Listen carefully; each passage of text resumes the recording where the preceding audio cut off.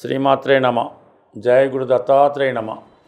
ఈ వీడియోలో మనం వృత్తి నిర్ణయించే గ్రహాలు మరి ప్రస్తుతం శనిగ్రహ వక్రగమనం వల్ల వృత్తిపై ఎటువంటి ప్రభావం చూపుతుంది, ఏ ఏ వృత్తులు చేస్తున్న వారికి ఏ ఏ గ్రహాలు బలంగా ఉండాలి, మనం ఖచ్చితంగా ఏ వృత్తిలోకి ఎంటర్ అవ్వాలో ఏ గ్రహం తెలియజేస్తుంది.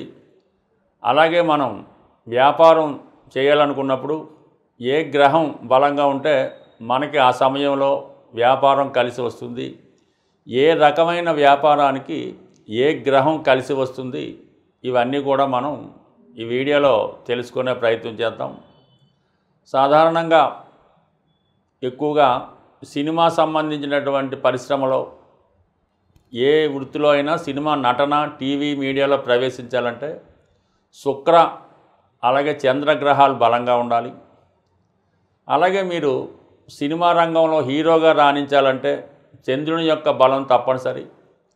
అదే క్యారెక్టర్ యాక్టర్గా విలన్గా రాణించాలంటే కుజుని యొక్క స్థితి చాలా బలంగా ఉండవలసి ఉంటుంది. అలాగే మీరు ఒక పారిశ్రామికవేత్తగా లేదంటే ఏదైనా ఒక సంస్థను ప్రారంభించి 10 మందికి ఉపాధి కల్పించే వృత్తులు చేయాలన్నా, చిన్న స్థాయి నుంచి పై స్థాయికి వెదగాలన్నా శని యొక్క బలం తప్పనిసరిగా ఉండవలసి ఉంటుంది. ప్రస్తుతం ఉన్నటువంటి సాఫ్ట్వేర్ రంగానికి, మెడికల్ రంగానికి, సినిమా సంబంధించినటువంటి ఈ గ్రాఫిక్స్ టెక్నాలజీ సంబంధించిన వృత్తుల్లో రాణించాలంటే వారి యొక్క జన్మజాతకంలో రాహుగ్రహం బలంగా ఉండవలసి ఉంటుంది. మీరు పోలీస్ డిపార్ట్మెంట్లో కానీ, ఎక్సైజ్ డిపార్ట్మెంట్లో కానీ, క్రీడా రంగంలో కానీ, లేదంటే ఏదైనా ఒక వృత్తిలో కంపల్సరీగా మీరు ఒక డ్రెస్ కోడ్ యూనిఫారం ధరించవలసినటువంటి ఉద్యోగంలో ఉండాలంటే కుజుని యొక్క బలం తప్పనిసరిగా ఉండవలసి ఉంటుంది. అలాగే ప్రభుత్వ ఉద్యోగంలో మీరు ప్రవేశించాలనుకుంటే రవి యొక్క బలం చాలా అనుకూలంగా బలంగా ఉండవలసి వస్తుంది. అలాగే మీరు వ్యాపారం చేయాలి, మనీ క్యాలిక్యులేషన్స్ కరెక్ట్గా ఉండాలంటే బుధుని యొక్క బలం తప్పనిసరిగా ఉండాలి. అంటే ఒకవేళ మీరు చార్టెడ్ అకౌంటెంట్ అవ్వాలనుకున్నా, లేదంటే అకౌంట్స్ సంబంధించిన వృత్తిలో రాణించాలన్నా, క్యాలిక్యులేషన్స్ కరెక్ట్గా వేయాలన్నా, వ్యాపారాలని అంచనా వేయాలన్నా, మార్కెట్లో ఈ షేర్ మార్కెట్ వగైరా వగైరా వాటిలో అప్ అండ్ డౌన్స్ని అంచనా వేయాలన్నా కూడా బుధుని యొక్క బలం తప్పనిసరిగా ఉండవలసి ఉంటుంది. బుధుడు జాతకంలో బలంగా ఉంటేనే సరైన సమయంలో సరైన నిర్ణయం తీసుకొని ముందుకు వెళ్ళే అవకాశాలు ఎక్కువగా ఉంటాయి. అలాగే పాడి పరిశ్రమ, వ్యవసాయం, అలాగే మెడిసిన్స్, ఆయుర్వేదం ఇటువంటి వాటిలో మీరు బలంగా రాణించాలంటే చంద్రుని యొక్క బలం తప్పనిసరి. అలాగే కొన్ని ఆధ్యాత్మిక వృత్తులు, ఈ పౌరోహిత్యం, ఈ ప్రవచనాలు, ఈ జ్యోతిష్యం, ఆధ్యాత్మిక సంబంధించిన వృత్తుల్లో రాణించాలంటే కేతువు యొక్క బలం తప్పనిసరిగా ఉండవలసి ఉంటుంది. అయితే ఏదన్నా శని సేవకా వృత్తిని సూచిస్తాడు కాబట్టి శని సంబంధించినటువంటి కనెక్షను ఇప్పుడు చెప్పుకున్నటువంటి గ్రహాలకి ఉన్నప్పుడు జాతకుడు సబార్డినేట్గా చేయడం కానీ, ఉద్యోగం చేయడం కానీ జరుగుతూ ఉంటుంది. రవి స్వతంత్ర ప్లానెట్ అవ్వటం వల్ల, రాజగ్రహం అవ్వటం వల్ల, రవి యొక్క ఇన్ఫ్లుయెన్స్ వల్ల చాలా వరకు స్వతంత్ర వృత్తుల్లో ఉండడం, ఈ పాలిటిక్స్లో ఎంటర్ అవ్వడం, రాజకీయాలు ఇంచుమించుగా సాధారణ కౌన్సిలర్ దగ్గర నుంచి ప్రధానమంత్రి, రాష్ట్రపతి దాకా ఎదగాలంటే, గవర్నమెంట్లో అత్యున్నత స్థాయి ఐపీఎస్ ఐఏఎస్లు కావాలన్నా కంపల్సరీగా రవి యొక్క బలం చాలా అనుకూలంగా ఉండాలి. అయితే కొన్ని సందర్భాల్లో రవి మరీ విపరీతమైనటువంటి బలం ఉన్నప్పుడు ఓవర్ కాన్ఫిడెన్స్ వల్ల, అహంభావం వల్ల ఏ పని చేయకుండా మరి ఏదో ఒక దానికోసం వెయిట్ చేస్తూ కాలం వృధా చేయడం జరుగుతూ ఉంటుంది. ఒక విధంగా కొన్ని సందర్భాల్లో రవి బలహీనంగా ఉన్నప్పుడే అతడు అటు ప్రభుత్వ ఉద్యోగాల్లో రాణించగలుగుతూ ఉన్నారు. రవి బలంగా ఉన్నవాళ్ళు రాజకీయ రంగంలో రాణించగలగడం కూడా జరుగుతూ ఉంటుంది. ఈ విధంగా ప్రతి గ్రహానికి కూడా ఏదో ఒక వృత్తికి, ఏదో ఒక వ్యాపారానికి లింకప్ అయి ఉండడం జరుగుతూ ఉంటుంది. ఏదైనా జాతకుడు వృత్తిలో రాణించాలంటే 2-3 గ్రహాల యొక్క ప్రభావం ఉంటేనే ఆ జాతకుడు ఆ వృత్తిలో రాణించగలుగుతూ ఉంటాడు. ఏదైనా దశమ భావం బలంగా ఉండాలి, దశమాధిపతిని శుభగ్రహాలు చూస్తుండాలి. అలాగే దశమలో ఏ గ్రహం బలంగా ఉంటే, అంటే 2-3 గ్రహాలు ఉన్నప్పుడు ఏ గ్రహం బలంగా ఉంటే ఆ వృత్తిలో రాణించడం జరుగుతూ ఉంటుంది. గురువు బలంగా ఉంటే బ్యాంకింగ్, ఫైనాన్సు, ఉపాధ్యాయ వృత్తిలో రాణించగలుగుతూ ఉంటారు. అలాగే కుజుడు బలంగా ఉంటే పోలీస్ డిపార్ట్మెంట్లో రాణించగలుగుతుంటాడు. దీంతో పాటుగా అష్టక వర్గ పరిశీలించి దశమ భావంపై ఏ గ్రహం ఎక్కువ బిందువులు ఇచ్చి ఉందో ఆ సంబంధించిన వృత్తిలో రాణించే అవకాశాలు కూడా బలంగా ఉంటాయి.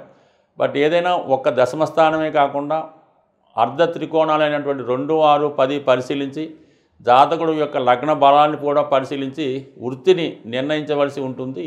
మేషరాశి వారికి వృత్తి నిర్ణయించడంలో ఏ గ్రహం ప్రధాన పాత్ర వహిస్తుంది, సహజంగా వీళ్ళు ఏ వృత్తిలో స్థిరపడితే జీవితంలో ఒడిదుడుకులు లేకుండా రాణించగలుగుతారు అన్న విషయాన్ని మనం ఈ వీడియోలో పరిశీలిద్దాం. మరి మేషరాశి వారికి కుజుడు అధిపతి, ఇది సాధారణంగా అందరికీ తెలిసిన విషయం.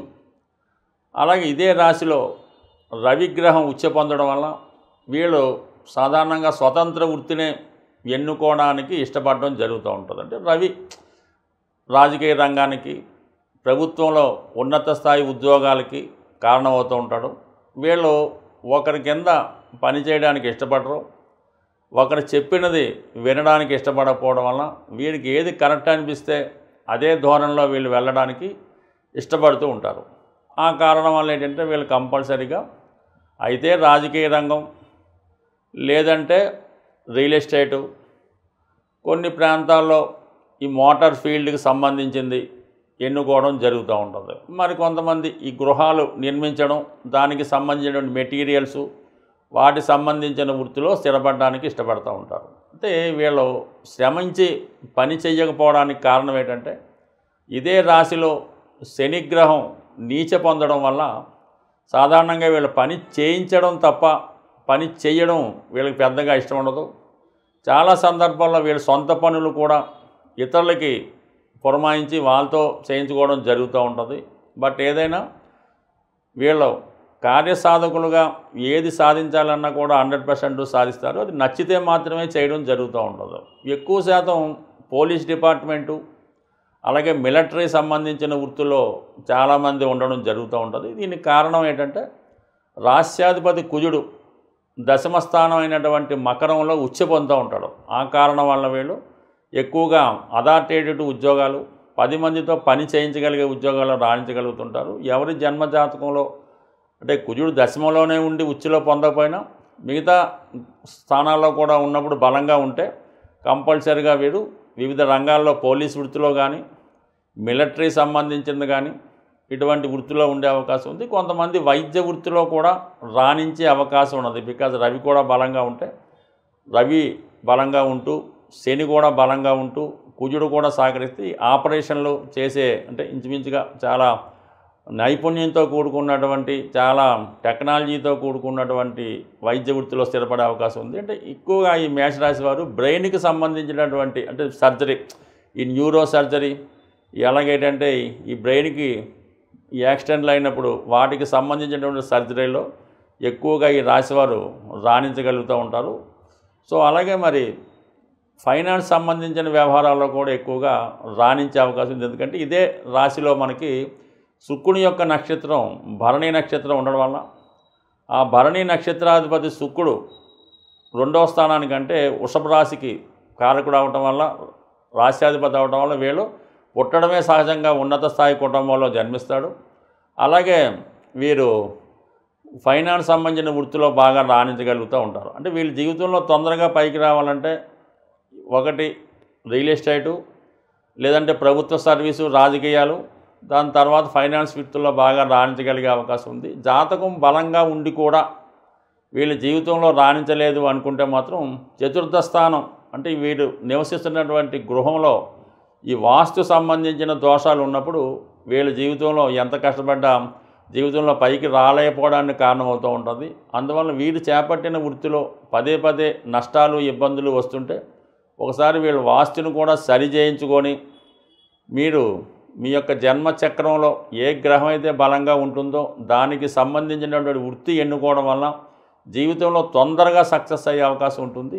ఎవరైనా వారు చేస్తున్నటువంటి వృత్తిలో కానీ, వ్యాపారంలో కానీ నిలకడగా ఉంటూ దినదిన అభివృద్ధి చెందాలంటే కంపల్సరీగా వాళ్ళు వారి దినచర్యలో చాలా పర్ఫెక్ట్గా ఉండవలసి ఉంటుంది. అంటే వాళ్ళు ఉదయం ఎన్ని గంటలకు లెగుస్తున్నారు, ఎన్ని గంటలకి నిద్రపోతున్నారు, అలాగే ఈ భోజన విరామ సమయాలు ఇవన్నీ కూడా ప్రతిరోజు కూడా పర్ఫెక్ట్గా ఒకే టైంకి మెయింటైన్ చేయవలసి ఉంటుంది.